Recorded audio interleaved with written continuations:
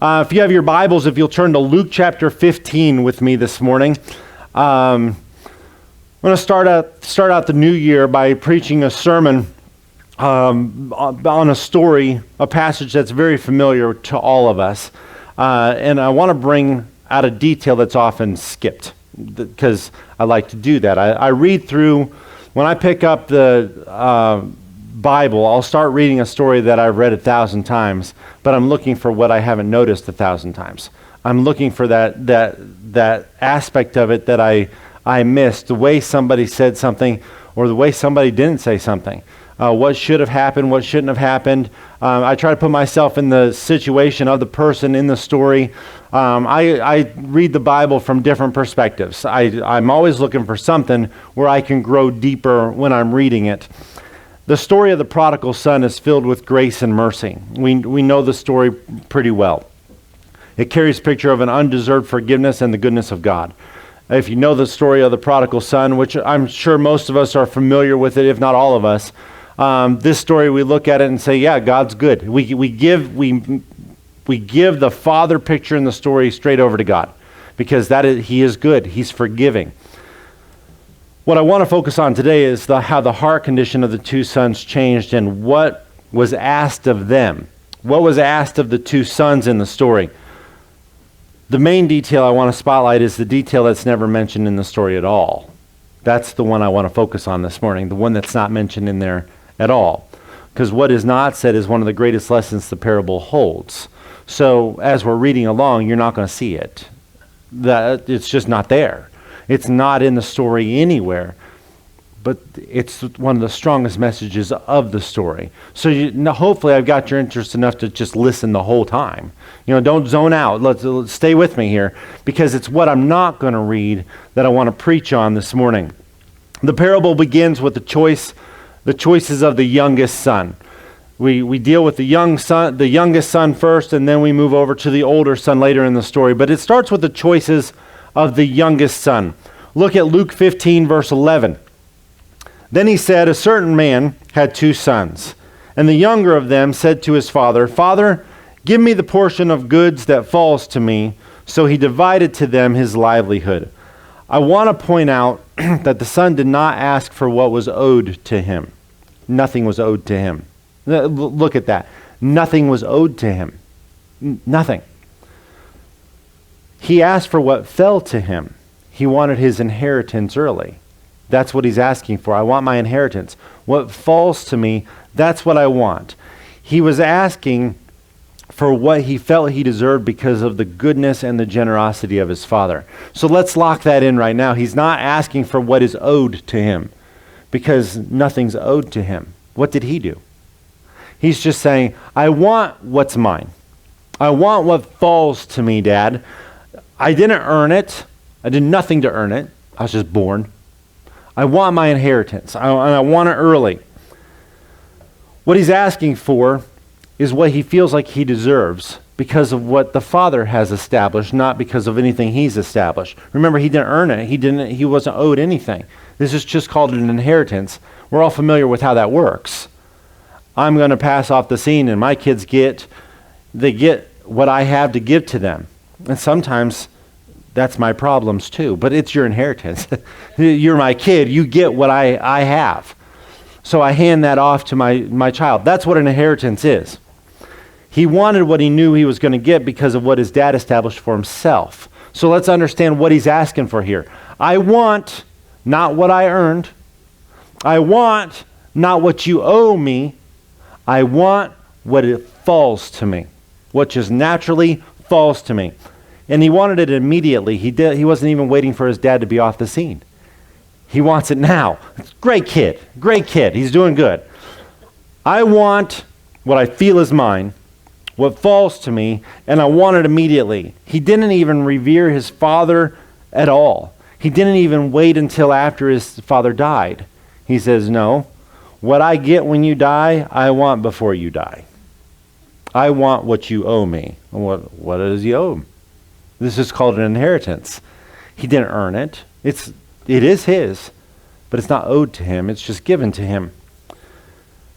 When the father divided the inheritance between the sons, the youngest son takes it and runs.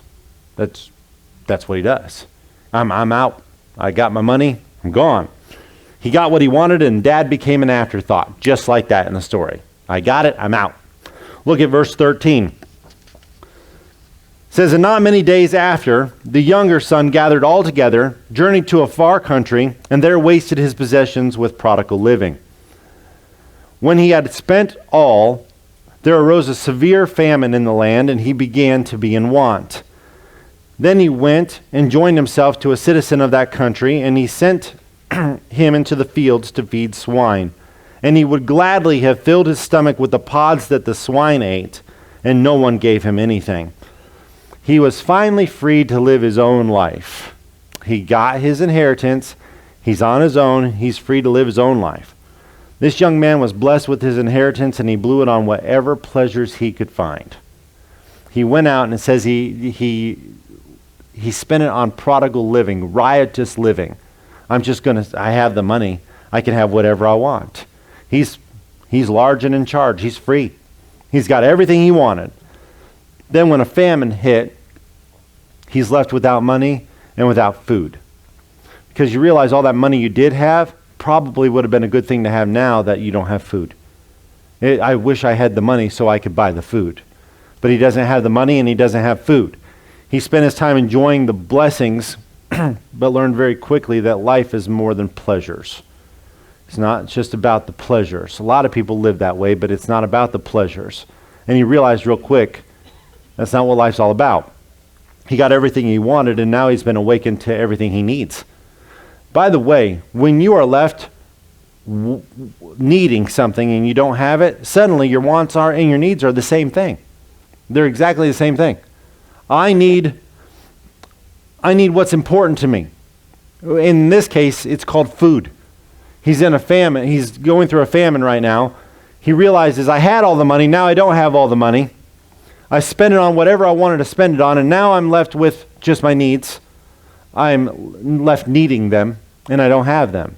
And those needs are food, just the basics. I just need food, and I don't have them. Then he began to realize that everything he needed was what he already had before he left home. That's what he's starting to remember. I used to have what I need right now. I used to have that. Look at verse 17. But when he came to himself, he said, how many of my father's hired servants have bread enough to spare, and I perish with hunger? I will arise and go to my father, and will say to him, Father, I have sinned against heaven and before you, and I am no longer worthy to be called your son. Make me like one of your hired servants. He's sitting there with nothing to eat, and he begins to remember all the meals that he had while he was living in his dad's house. Now all he's left with is his memories. I remember eating.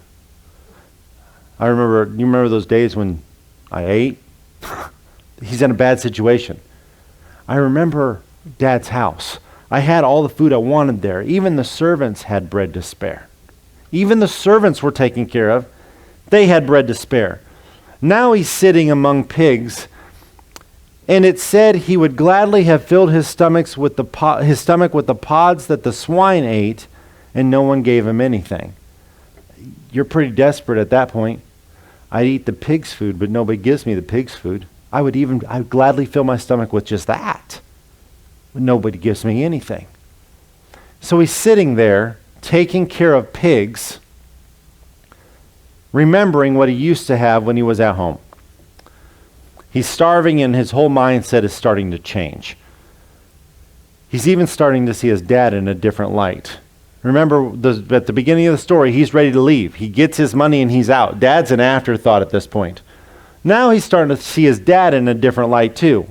The man he couldn't even wait to bury was the man he saw himself as unworthy to be called the son of. Like, I should go home and tell him that I'm no longer worthy to be called your son. Would you make me a servant in your household? I see my dad in a different light than I did before I left. I had all the blessings given to me. I had food. I had a roof over my head. I had everything. Now I'm out here looking at pigs eating something that I'm envious of. That's a bad situation. If I was a pig, I'd be happier. I'm in a bad situation. When I would gladly fill my stomach with what they're eating, I realize that they've got it better than I do. This is my situation now. Now he starts seeing his dad in a different light than he did before. Even the servants have enough bread to spare back at home. I'm not even worthy to be called his son. Hopefully I'll go back and he'll at least let me be a servant, because I'm starting to see him in a different light than I did before. As he's hanging out with these filthy pigs, he remembers the kindness of his father, the kindness that he even had towards the lowest ranking people of his house. Even the servants had enough bread to spare. Dad's a great guy. He's so kind, and he takes care of everybody. I wish I was back there. Even the servants were taken care of. So he decides to return home, hoping that his dad will at least give him the job of a servant. And it shows here that he has his speech ready. I'm going to go home and I'm going to say, Dad, I'm not worthy to be your son. Let me be one of your servants. That's his speech is ready to go. So he heads home. Look at verse 20 of Luke 15. And he arose and came to his father. But when he was still a great way off, his father saw him and had compassion, and ran and fell on his neck and kissed him. And the son said to him, Father, I have sinned against heaven and in your sight, and am no longer worthy to be called your son. But the father said to his servants, now I cut the verse off there on purpose. I'm not reading anymore here. The son rehearsed his whole speech. Remember, the son had his speech ready to go? He was ready to go with it. He was going to say, I am no longer worthy to be called your son. Make me like one of your hired servants, but he was interrupted. Dad didn't listen to the rest of the speech. He was interrupted right there. The father knew exactly why he was home. He knew why he was home. He knew why he left, and he knew what it was going to take to bring him back. Then he sees his son, and he's so happy to see his son. He didn't even let him finish his speech. He had a pretty good speech set up. The verse before told us this was his speech. It was a nice speech. And as he's giving his speech, the father just interrupts and calls the servants. I'm done listening to this. I'm no longer worthy to be called your son. Stop. Servants, come here. It just ended. God included the interruption in the story, and I love that. The interruption's included. When he saw him, he was just glad to have him back. The father was just glad to have his son back. The last time he saw his son, he was giving him half his livelihood. That's the last thing he remembers with his son. He turned over so much of his own hard-earned money. Now his son returns.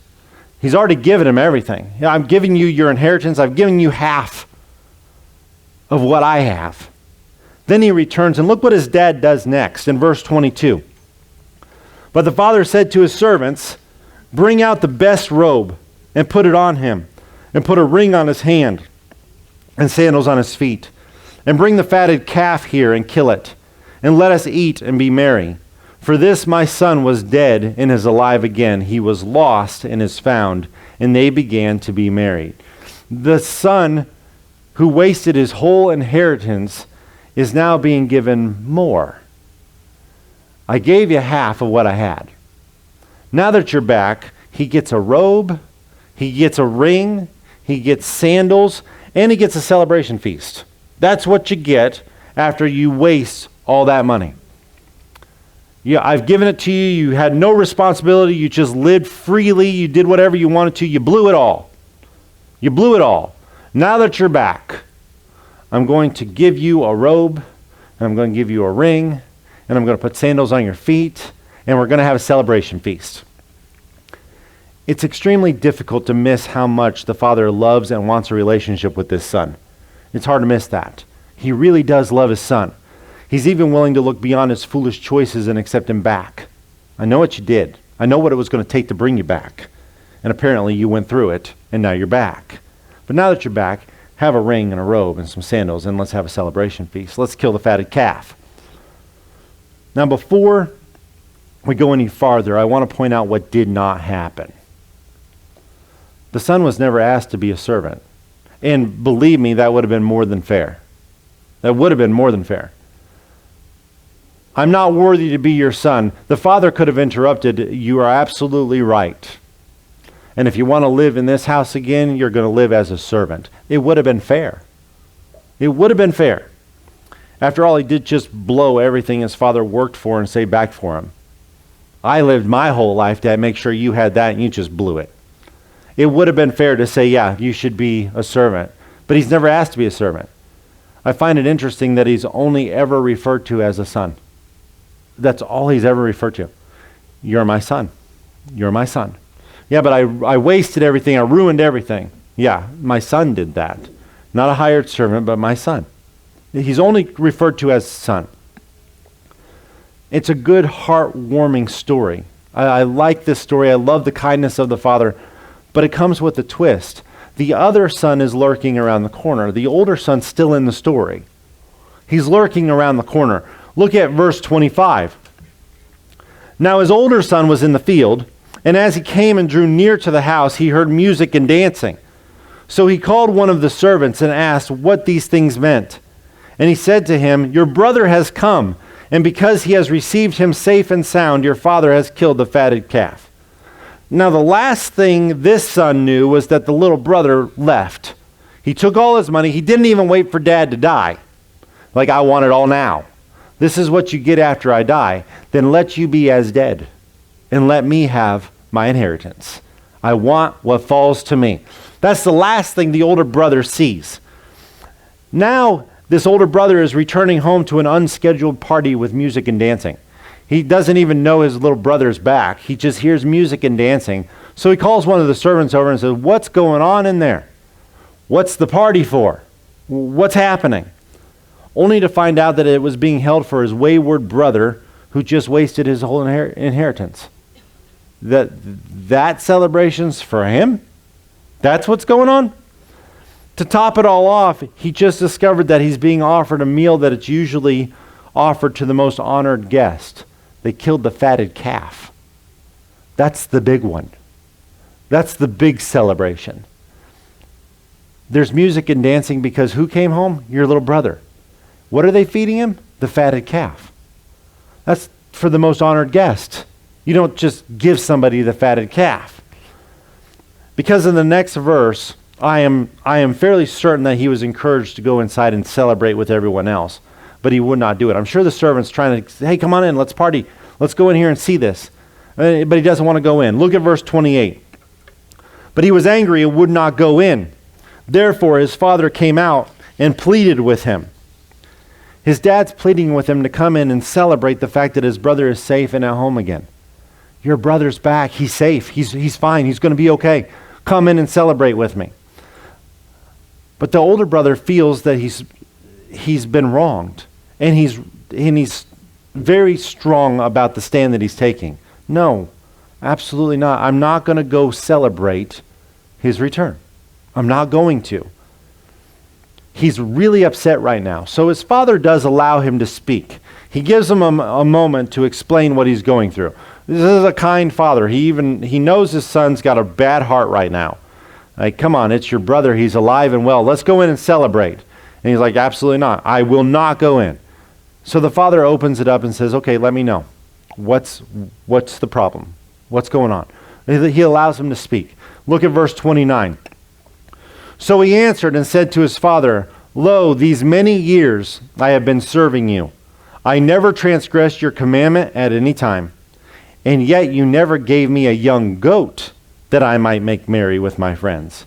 But as soon as this son of yours who has devoured your livelihood with harlots, you killed the fatted calf for him. It sounds like the older brother has a pretty good case here. I can see why this would be upsetting. He's been obedient to his father's commands and he never even got a young goat for a feast. I never even got the stinky food. I never even got that. You never even gave me the little things. Now, my younger brother comes in after wasting all of your money on riotous living, and he gets the fatted calf? He blew it all. He disgraced you. He couldn't even wait for you to die. he went and just wasted everything you saved up for and left and just threw it away. I have been faithful to you. I have followed your command. I have been here and served you all these years. And I never even got a goat. And he comes back and you killed the fatted calf for him? I can understand why he's a little bit upset. I can see that. It is logical. It does make sense. It really isn't fair at all. But his father doesn't even address his concerns. The son just said, "This is why I'm upset." And the father doesn't even address why he's upset. He explains why his own actions were the right actions.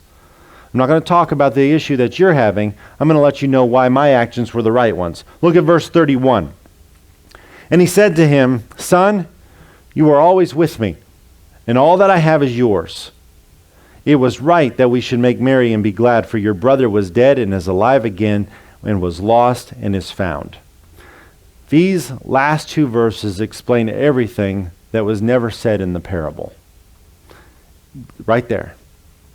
It explains everything that was never mentioned. I'm going to take this parable and I'm going to turn it inside out now. I'd like to turn the whole thing inside out, and I want to retell it from the perspective of what is not mentioned. The youngest son demands his inheritance. I want my inheritance and I want it now. The oldest son would have naturally received the larger inheritance since he would have had the birthright. So the older son's already got more than the younger son would have had. The Jewish law of the firstborn was that he would get a double portion back in Deuteronomy. So the older son's got twice as much as the younger son has. So now let's look at this in reality here. The younger son wants his inheritance, and he wants it before his dad dies. The older son got his inheritance even though he didn't ask for it early. He divided it among both of them. He's got twice as much as the younger son has. The younger brother takes his share and he blows it on whatever pleasures he can buy until his money runs out. Just wastes it. That's when he realizes the true riches have nothing to do with money, but everything to do with who his father was. That was true riches. My dad was the treasure. It wasn't what my dad gave me. He was the treasure. He's where I got it from. And even if I didn't have an inheritance and I was still in his household, I'd have everything I need. And I see him in a different light. That epiphany right there is what the father is celebrating in the parable. It wasn't the fact that his son's physical appearance returned. That's not what he's celebrating. He's celebrating the fact that his son was lost and is now found. He was dead and he is now alive. The relationship was restored. His heart was where it needed to be. That's what the celebration's for. I knew what it was going to take to get you to come back home. You've been through it and you responded the way you should have, and you came home because of the relationship you have with me, not because of the inheritance I gave you. Your heart's right now. There are three main characters in this story, the father and the two sons. Two of them own nothing, and one of them owns everything. Two sons own nothing. Father owns it all. Two of them are businessmen in nature, and one actually runs the business. Now you two, man, you're like businessmen here, making deals and everything. But the father's the one that owns everything. Notice what is happening. Verbal invoices are being handed out in this story. Verbal invoices are being handed out here. Look at verse 12 again. And the younger of them said to his father, "Father, give me the portion of goods that falls to me." He just gave his dad a verbal bill. "You owe me, Dad. Pay up. It's payday." Dad just got a bill from the youngest son. "The inheritance that you owe me, that's mine, pay up now. It's going to be yours when I die."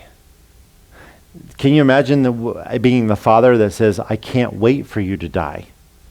I want it now"? That would cut deep. Like, all right. But what the son just did was he said, "Here's the bill, Dad. Here's the bill. You owe me this, now pay up. The older son hands his father a bill, also a verbal bill, but he does it in a completely different way. Look at how the older son does business. Let's look at verse 29 again. So he answered and said to his father, Lo, these many years I have been serving you.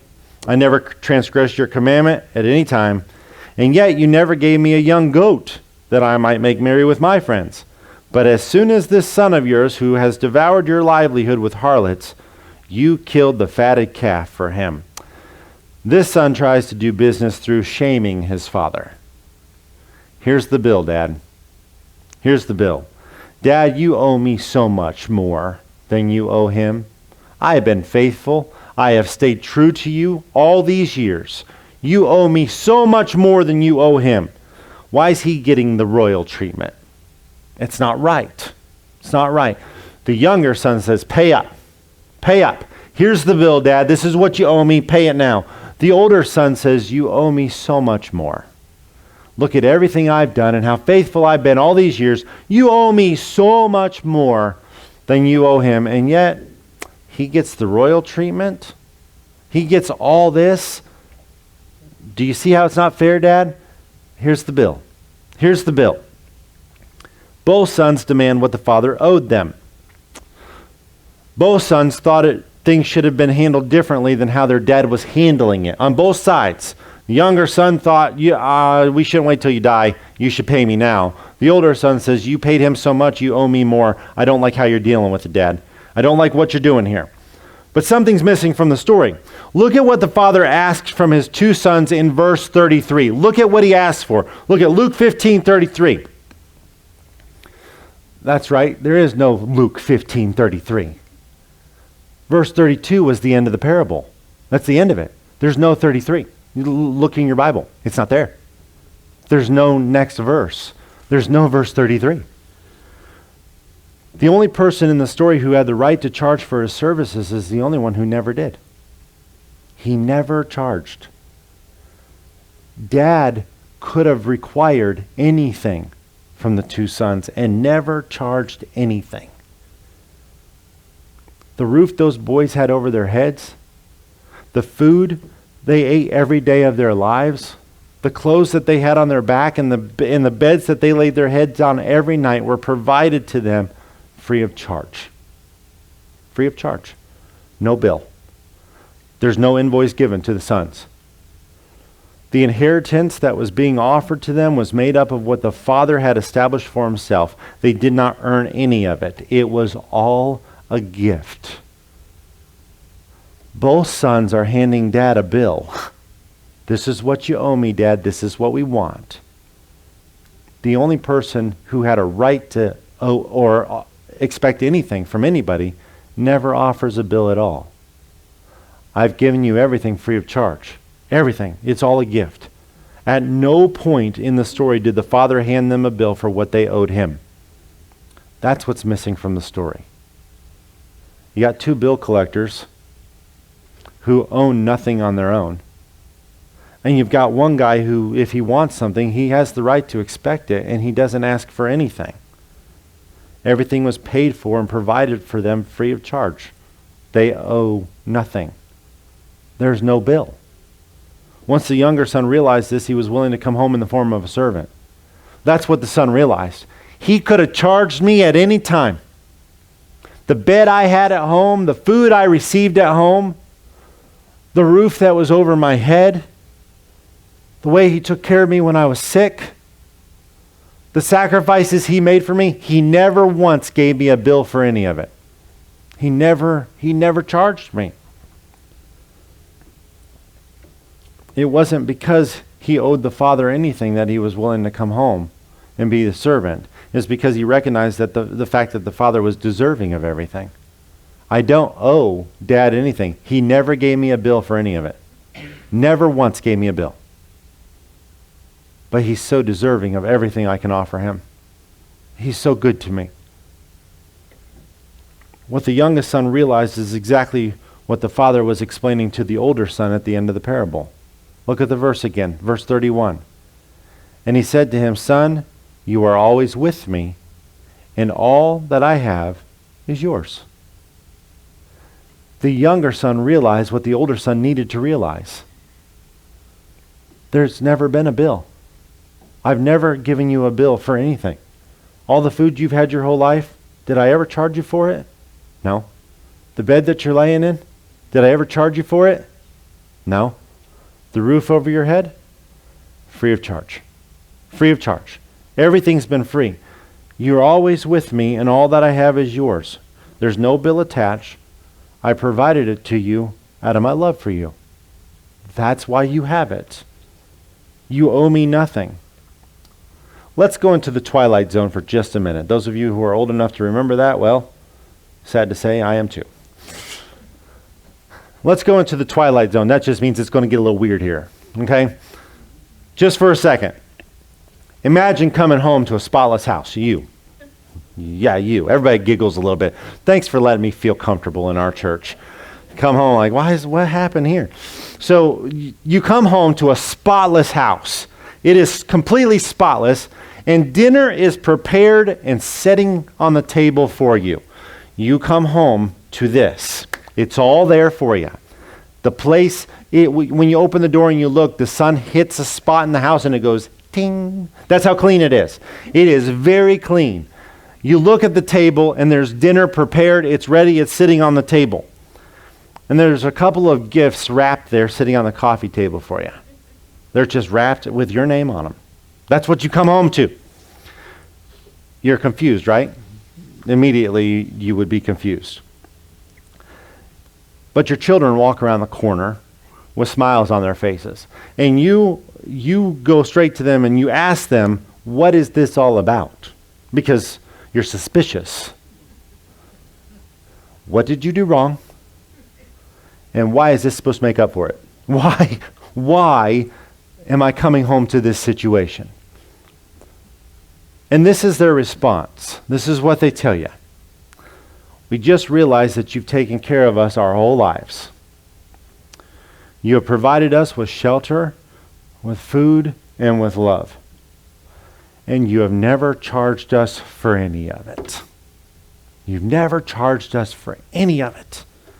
You never told us that we owe you anything for your kindness and your love towards us. So we decided to pay you what we don't owe. We decided to give you our gratitude. I'm telling you, if that ever happened to me, I don't know what I'd do if that ever happened to me. I can't even tell you what I'd do. It would change your whole world, wouldn't it? If you came home and they said, we just realized everything we have has been given to us free of charge. You never charged us for any of it. We don't owe you anything. So we decide to pay what we don't owe. And here's our gratitude. What would you do in that situation? I thought about it. I don't know. I don't know what I would do. I have no idea.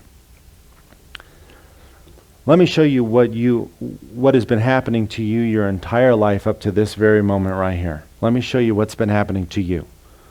James 1:17. Every good gift and every perfect gift is from above and comes down from the Father of lights, with whom there is no variation or shadow of turning. God has been taking care of you every step of the way. Your entire life. Amen. When did he give you a bill? When did he ever give you a bill?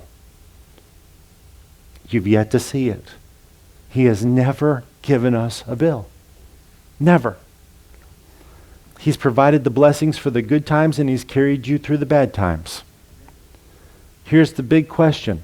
Have you ever received a bill for any of it? I didn't get a bill. It would be fair if he gave me a bill, but I didn't get a bill. I didn't get a bill. Through all the trials that King David faced in his life, if you remember the story of King David, several chapters, read it. It's a fascinating story. But if you look at King David's life and see all the trials that he went through, above all, he learned about the goodness of God. That's one thing he learned. In Psalm 77, he asked 6 rhetorical questions. You don't have to answer these, they're rhetorical questions, but he asked 6 of them. Look at Psalm 77, verse 7. Will the Lord cast off forever? And will he be favorable no more? Has his mercy ceased forever? Has his promise failed forevermore? Has God forgotten to be gracious? Has he in anger shut up his tender mercies? The answer is no to every one of these questions, and will remain no to every one of these questions for all eternity. For all eternity. He won't quit. He won't quit. God is good to us because he's good in nature, not because we are. He's not being good to us because we're good. He's being good to us because he's good. He's so good. In every year, every day, every single moment of your life, God has poured his love out on you. He has not missed it at all. He's been faithful all the way through. Even in the trials, if you look towards him instead of the trial, you will see his love there. You will see his love was there, even in the trials. The question is, did you ever receive a bill for any of it? I didn't get a bill. I didn't get a bill. You didn't get a bill. But he would be justified if he would give one to us. We owe him. Well, we should owe him, but we don't owe him. We don't owe him anything. Now, we've heard it said we owe him everything, right? That's actually the wrong way to say it. We owe him nothing because we've never received a bill, but he is deserving of everything, so we should pay what we don't owe. We should pay him what we don't owe. I owe you, there's no bill. But you've been so good, there's no bill. But the wages of sin was death. I was supposed to die and go to hell, and you came and paid the price for my security for all eternity. For my salvation, you paid the price. Don't I owe you something for that? Well, if you owed it, then it wasn't paid. You don't owe anything. I'm giving it to you free of charge. You owe me nothing. But he's deserving of everything.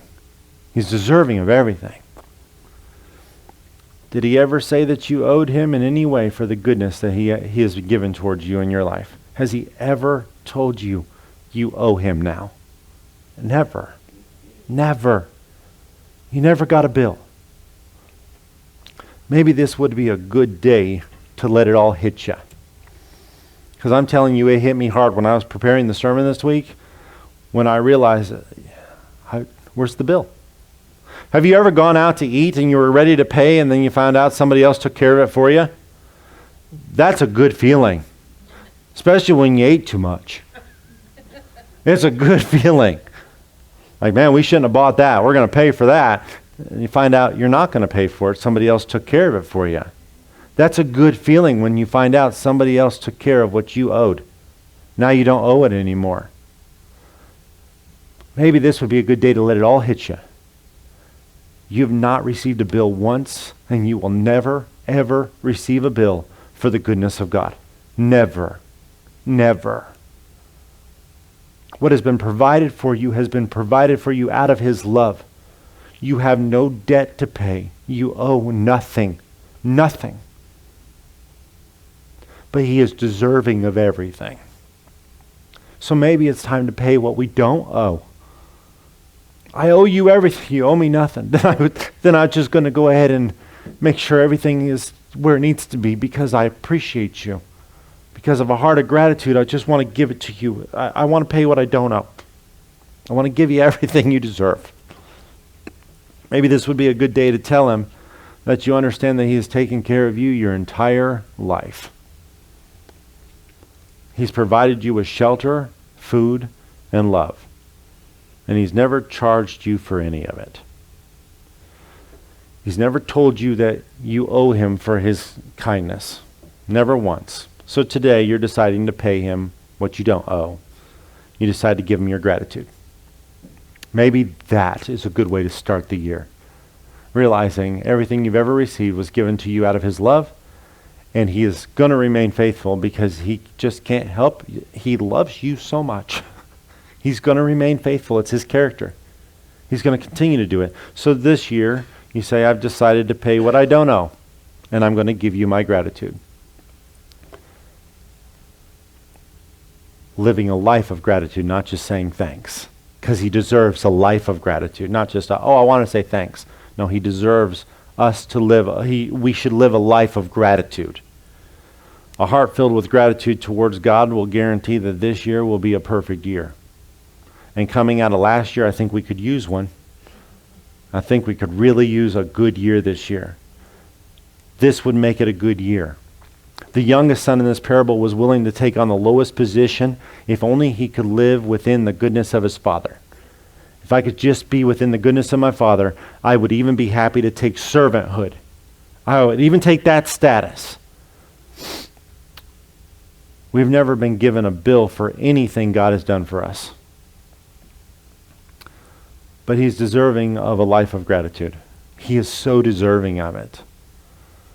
Pay what you don't owe. This year, let's pay what we don't owe. Because you don't owe him anything.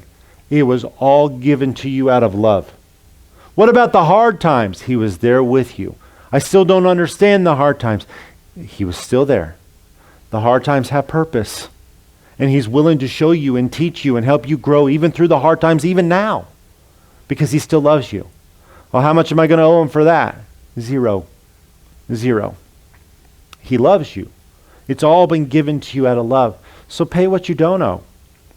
But you will only be able to do it when you're truly grateful and determined to live a life of gratitude. Not just a day of gratitude, not just to stop and say thanks, but live a life of gratitude. We've got to live a life of gratitude. Nations have fallen apart, and it's even recorded in the Bible. Nations fell apart. And there's one key feature that's amazing that it pops up each time that these nations fall apart. They forgot to be thankful. They forgot to give thanks. They were so happy with all the things that they had, and they never stopped to live a life of gratitude. That's how a nation falls apart. And we are well on our way. We are well on our way. So out of this room, right here, today, let God hear the sound he's been waiting to hear from our entire nation, but he should hear it from us today. Thank you. I'm going to clean the whole place up. I'm going to clean the whole place up. My life right now, there's things that are in it that aren't supposed to be in it. I allow things to come in and dirty the place up. And I shouldn't be allowing those things to come into my life. So I'm going to go ahead and clean the place up. And I'm going to make sure it looks good for you when you get home. When you come and look at my life, when you look at my life, I want you to see it spotless. I want you to see it. All the things that shouldn't be there, I pushed out. Not because I owe you anything, but because you're deserving of everything. Because you're so deserving of everything. Pay what you don't owe. Because you don't owe. That's the part of the story that blows my mind. It's not in there. It should be in there. I would think it would be in there. You owe him big. No bill. No bill was ever given. Same as your life. No bill was ever given to you for the love of God that's been poured on your life. So let's pay what we don't owe. And let's give him everything he deserves.